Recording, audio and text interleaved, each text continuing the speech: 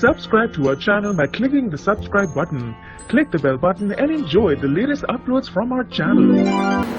अत्ता माझी सटकली मल्हारराव होलकर। जी हाँ दोस्तों, कुछ ऐसा ही नजारा था उस सीन का जिसमें मल्हारराव होलकर ने इस तरह से धोया है दोनों रानियों को कि वो काम कर रह गई। नमस्कार दोस्तों, स्वागत है आपका आपके अपने चैनल हंगरी स्पिरिट्स में। हंगरी स्पिरिट्स देख रहे सारे दर्शकों का मैं अंजू शर्मा दिल से स्वागत करती हूँ। हम आप बड़े दिनों से ये फीलिंग लेके रह रहे हैं कि हमारी सटक रही है, देखकर हम लोग चल रहे हैं कि क्यों अन्याय हो रहा है अहिल्या के साथ, आखिर क्यों नहीं आवाज कोई उठा रहा, क्यों नहीं कोई बोल रहा, क्यों ये सवाल नहीं उठ रहे हैं जो मल्हारराव होलकर ने उठाए।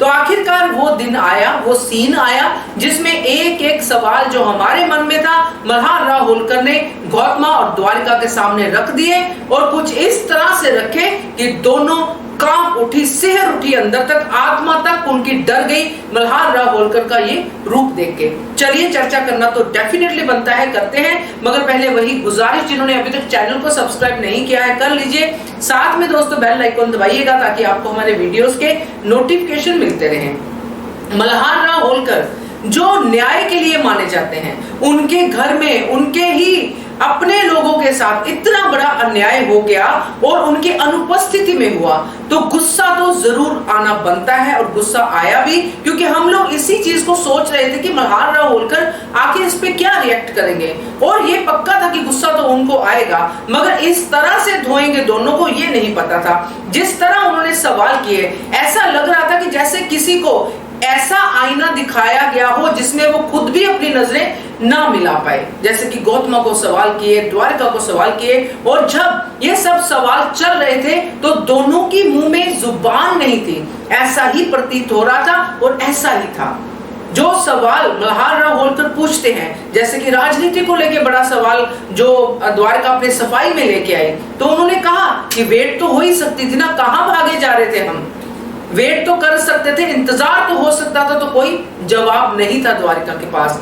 गौतमा को कहा कि तुमने अपने अहंकार की पूर्ति की है, किसी तरफ से भी तुम अहिल्या को कंट्रोल नहीं कर पाए, तुमने ये उसको सजा दी है।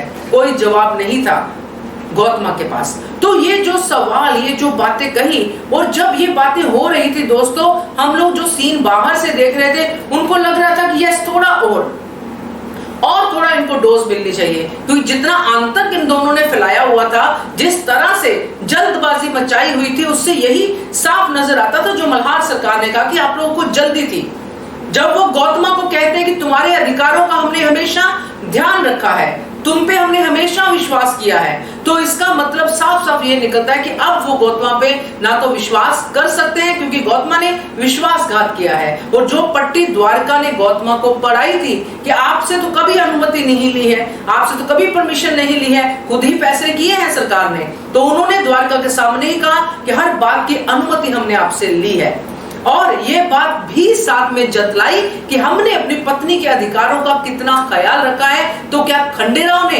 अपनी पत्नी के अधिकारों का ख्याल रखा? क्या उन्होंने पूछा अहिल्या से ये फैसला करने से पहले?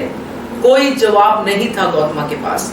तो ये जो चीजें हैं ये मल्हार सरकार ने कही, और जब द्वारिका फिर से अपनी टांग अड़ाने की कोशिश कर रही थी, फिर से मल्हार सरकार को बहलाने की कोशिश कर रही थी, तभी उन्होंने ये कहा कि मैं पैदल नहीं हूं। यही मतलब था कि मेरे दिमाग में बुद्धि है। वो अलग बात है कि मैं घर की औरतों के मामले में पढ़ता नहीं हूं, मगर मुझे दिखता तो सब कुछ है।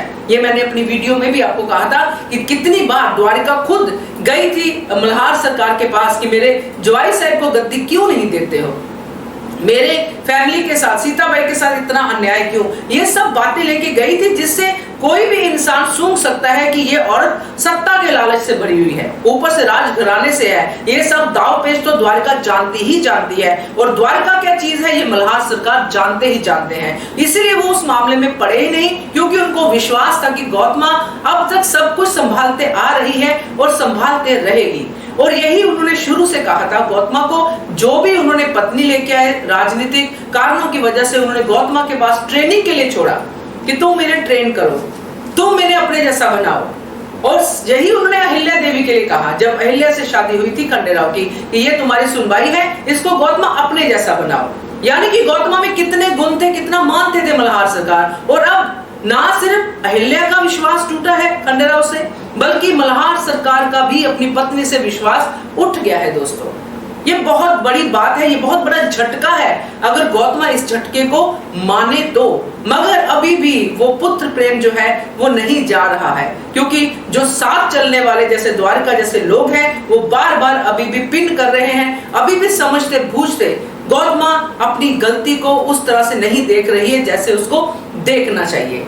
तो मुझे तो ये लगता है कि मल्हार सरकार के सवालों का जवाब हो ना हो वो अलग बात है, क्योंकि वो जवाब तो इनके पास है ही नहीं, जवाब कुछ हो भी नहीं सकता। मगर ये जरूर सबके सामने आ गया है कि मल्हार सरकार जिस तरह इस शादी के खिलाफ है वो कोई ना कोई बड़ा बवाल तो करेंगे ही करेंगे। क्या कहते हो आप? कमेंट करके बताइएगा। देखते रहिए channel Hungry Spirits. Thank you so much.